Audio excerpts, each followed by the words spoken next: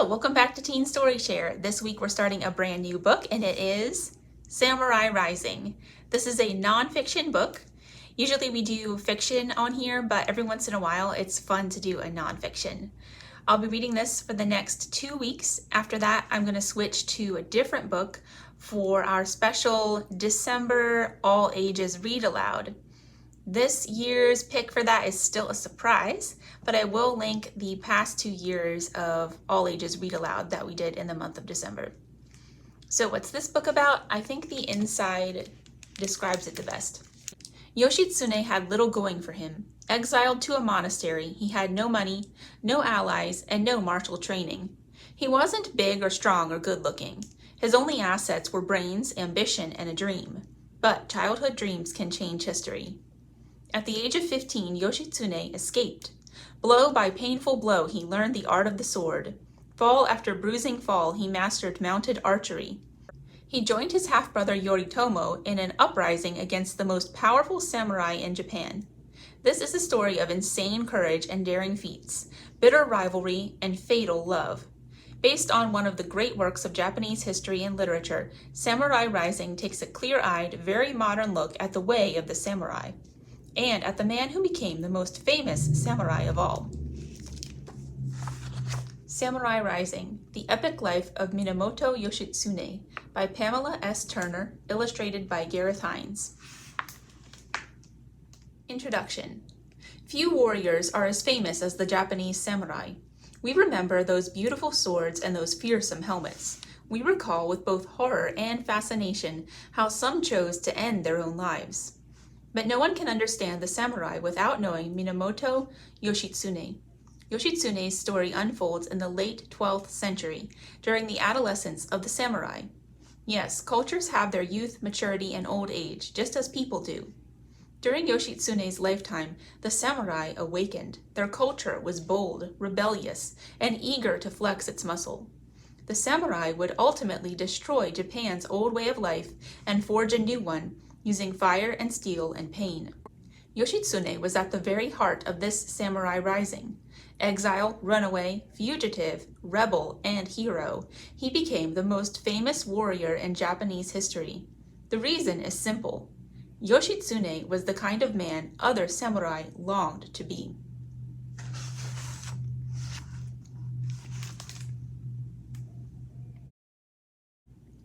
Kyoto, 1160. Minamoto Yoshitsune's inheritance arrived early. The boy could not yet walk when his father left him a lost war, a shattered family, and a bitter enemy. Yoshitsune's father prepared for battle in the cold darkness of a winter night. Warrior pride demanded elegance, so servants led out 2 war horses, one black and one white, for him to choose between. He ordered pine torches held aloft. The bronze and silver fittings on the horses' saddles flashed and sparkled in the light.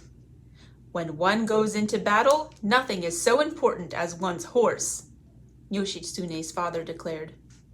Yoshitsune's father was the leader of the Minamoto samurai. 500 warriors followed him as he rode, astride his black warhorse, through the shadowy streets of Kyoto. Surely the commoners who lived along the way, fishmongers and silk weavers, carpenters and midwives, beggars and paper makers, were awakened by the clattering of 2,000 hooves. Just as surely they clutched their children close and remained silent, knowing that nothing good ever comes of heavily armed men moving in the dead of night.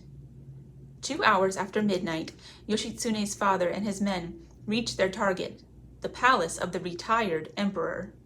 The Minamoto forces barged through the palace gates, dragged the startled retired emperor from his slumber, and shoved him into an ox cart.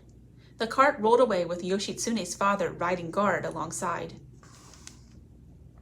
Never before had a samurai dared to lay hands on a former emperor. As head of the imperial family, the retired emperor wielded enormous power.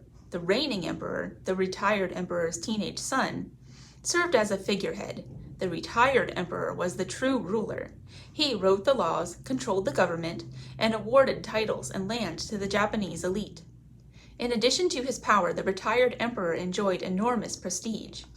Japanese emperors were considered semi-divine descendants of the sun goddess. Most people would think twice about kidnapping a demigod, but Yoshitsune's father was not a think twice sort of person. Plus, he was in a nasty snit. A few years earlier, he had taken the retired emperor's side in a political dispute. When the retired emperor won the dispute, Yoshitsune's father had expected a lofty title and the wealth that went with it. Instead, he was named Minister of the Stables of the Left. A rival samurai leader named Taira Kiyomori, who had also backed the retired emperor, received a much grander reward. To get back at those who had slighted him, Yoshitsune's father was willing to risk his own life, the lives of his men, and the lives of his children. He hoped that by kidnapping the retired emperor, he could seize control of Japan. He planned to force the retired emperor to heap titles on him while stripping them away from Taira Kiyomori. But first, Yoshitsune's father wanted the retired emperor to know just how angry he was about that Minister of the Stables of the Left business.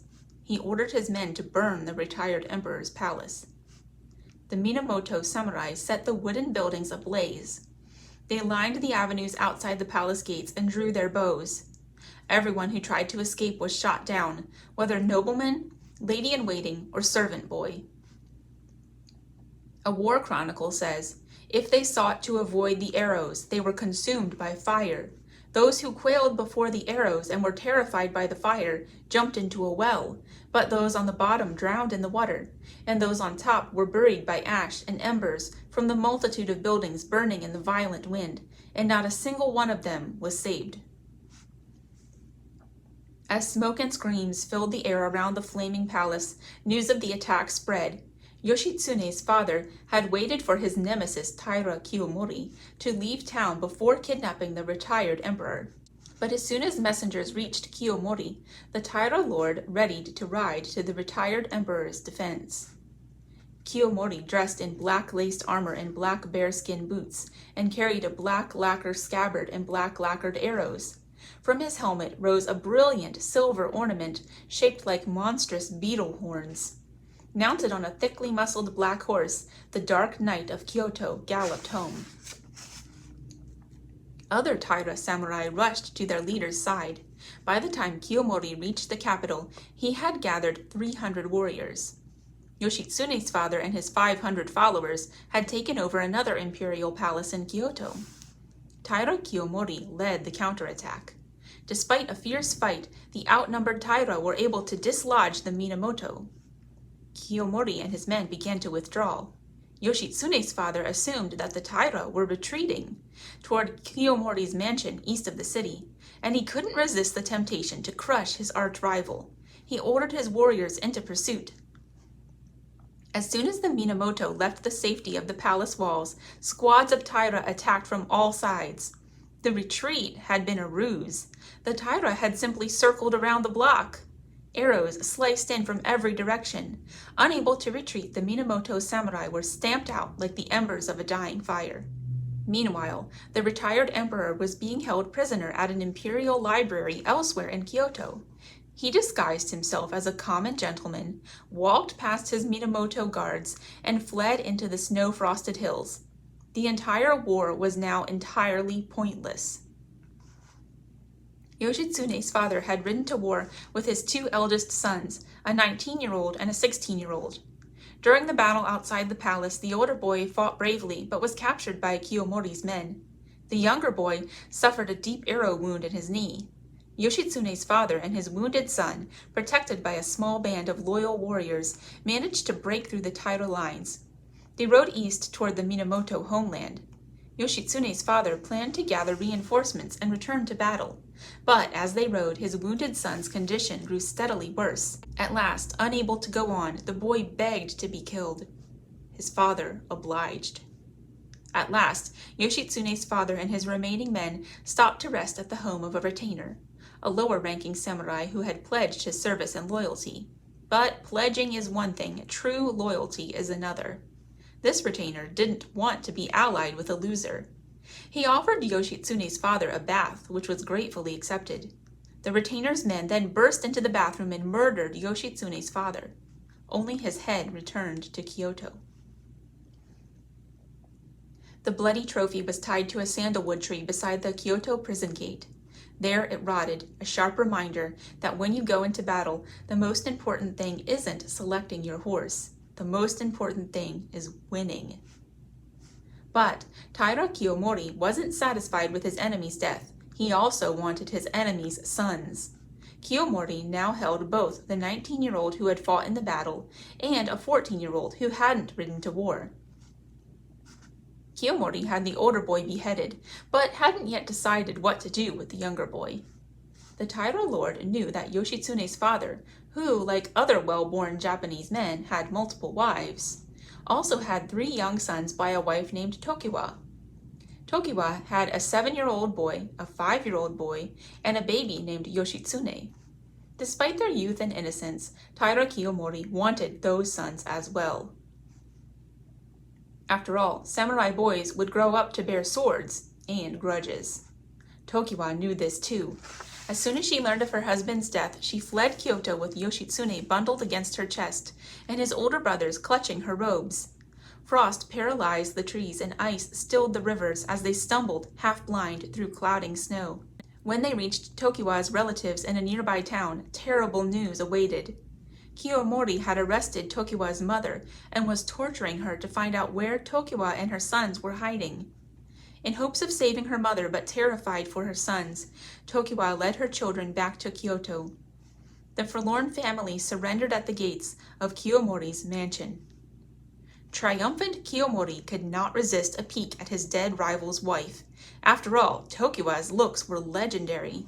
It was said she had arrived in Kyoto as a teenager to compete for the position of imperial lady-in-waiting. Out of 1,000 pretty girls, the 100 most lovely were chosen, and then the 10 most radiant, and finally, the most beautiful of all, Tokiwa.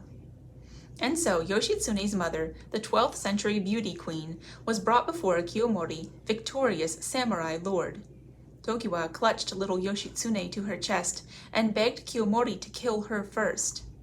Every mother, high or low, wanders in darkness for love of her children, Tokiwa said, tears raining down her face. I know that I could not live a moment longer without them. Maybe Kiyomori felt a stirring of Buddhist compassion. Maybe something else moved the samurai as he gazed upon Tokiwa, so dazzling, so desperate. What harm, Kiyomori must have reasoned, could come of mercy? Tokiwa's fatherless children needn't become warriors. The older ones could be sent to Buddhist temples and trained as monks. In a few years, baby Yoshitsune could follow the same quiet path. Why not? After all, the Taira had won the war. Surely the scattered sons of the Minamoto, and little Yoshitsune in particular, could pose no possible threat. Kiyomori was wrong. Utterly, fatally wrong.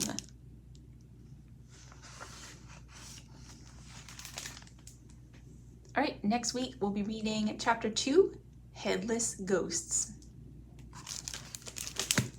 Thanks for joining us. I hope you're enjoying the story so far, and see you again next Friday. Bye!